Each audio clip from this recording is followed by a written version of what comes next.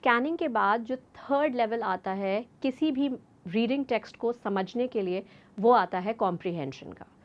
Comprehension का सबसे आसान तरीका होता है एनोटेशन।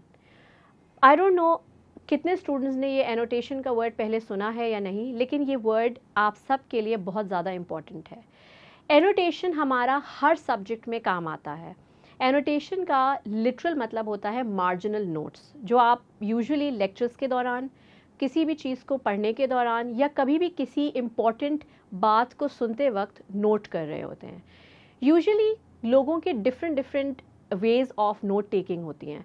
फॉर एग्ज़ाम्पल, कुछ लोग अपने ही टेक्स्ट बुक में चीज़ों को हाईलाइट करके उनके इर्द गिर्द कुछ चीज़ें पेंसिल या पेन से नोट डाउन कर रहे होते हैं, just for their own understanding. That is also annotation. कुछ लोग बहुत ही ऑर्गेनाइज्ड वे में स्टिकी नोट्स लगाकर या प्लानर्स लगाकर या डिवाइडर्स लगाकर अपने नोट्स को ऑर्गेनाइज कर रहे होते हैं। That is also annotation. So ये सारे एनोटेशन के डिफरेंट स्टाइल्स हैं। इसी तरीके से जब आप पेपर करने बैठते हैं या आप कोई भी कॉम्प्रिहेंशन स्किल सॉल्व करने बैठते हैं, तो मैं आप सबको एज अ मेंटर सजेस्ट करूँगी कि please have a pencil in your hand when you are reading any text.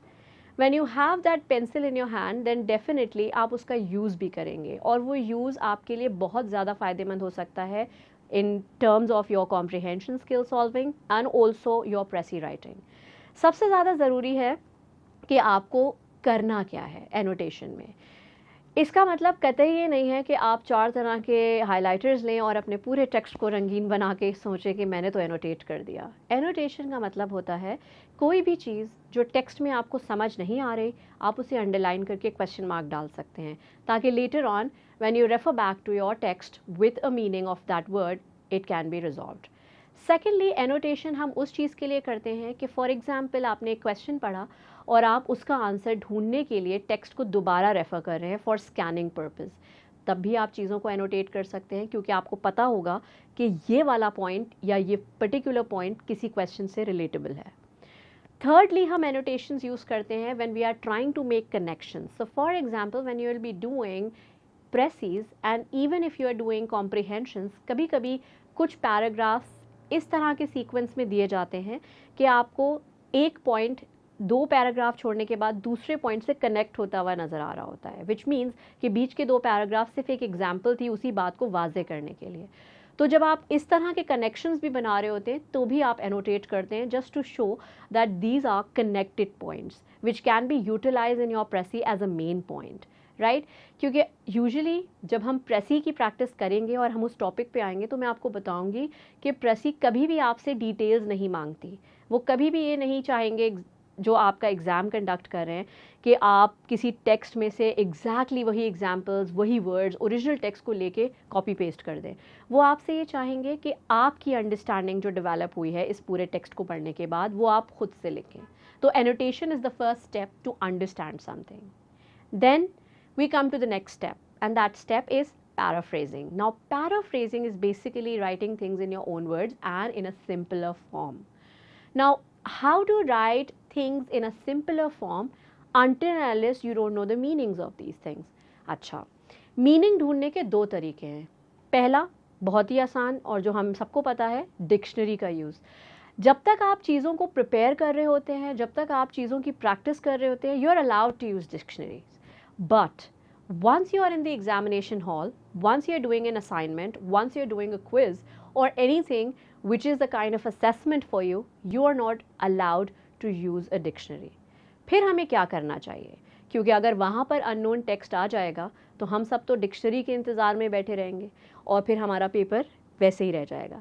यहाँ के लिए मैं आपको ये सजेस्ट करूँगी कि try to get contextual knowledge of the whole text. अब ये कॉन्टेक्स्ट क्या चीज़ है? कॉन्टेक्स्ट होता है ओवरऑल बैकग्राउंड। जब आप कोई भी टेक्स्ट रीड करना शुरू करते हैं तो उसका एक मीनिंग फॉर्म होना शुरू हो जाता है आपके माइंड में, जिसका मतलब ये है कि अगर बीच में एक आध वर्ड बहुत ही ज़्यादा डिफ़िकल्ट या स्ट्रेंज है, जो आपने पहले कभी नहीं सुना, ना देखा, ना पढ़ा, वो आ गया, तो एटलीस्ट आप उसे को रिलेट कर सकें उन वर्ड्स के साथ जो उसके इर्द गिर्द हैं, या उस मीनिंग के साथ जो अब तक आपके दिमाग में फॉर्म हो गई है।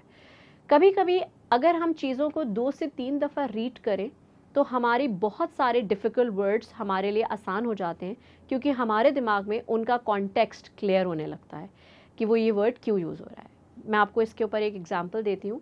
मैंने अपनी लाइफ में एक वर्ड पढ़ा था जब मैं बहुत छोटी थी, और मैं भी इसी तरह से अपनी रीडिंग इम्प्रूव करने के लिए कॉम्प्रिहेंशंस की प्रैक्टिस किया करती थी। There was a word which once came in front of me, and that was reincarnation. वो वर्ड मेरे लिए बहुत ही नया था, रीइनकारनेशन। मैंने कहीं नहीं सुना था, ना पढ़ा था। मैंने उस पूरी कहानी को उस वर्ड की वजह से छोड़ा नहीं, मैं उसे पढ़ती रही।